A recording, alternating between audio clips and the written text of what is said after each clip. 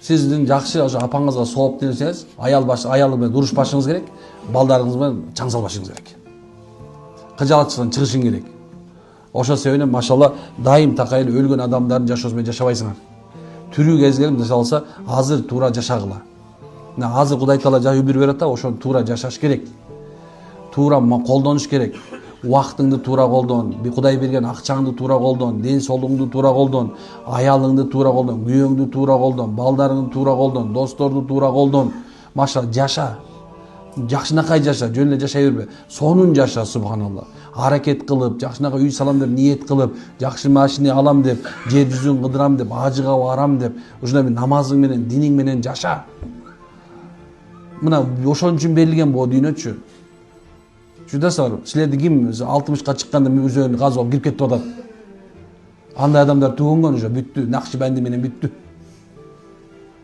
Азыр бөлөк Кудай Таалам барлык жакшылыктарды берип атат. Жакшылап жашаганга аракет кылыңыздар.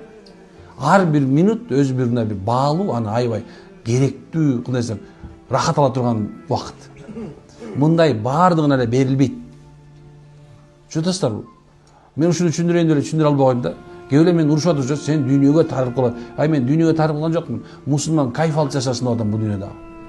Бул дүйнөңдү жыргатып жакшылап кыла албаганың, субхана кантип тиги дүйнөнү жакшылап кыласың? Кантип убактылуу жашада субханалла бир катындын тилин таба албасаң, бир эркектин тилин таба албасаң, субханалла. Эми бир жөнөкөй эле кечирип койчу менден кетти деп кое турган сөздү айта албасаң, түшүнө албайм кээ бирде жашооңорго.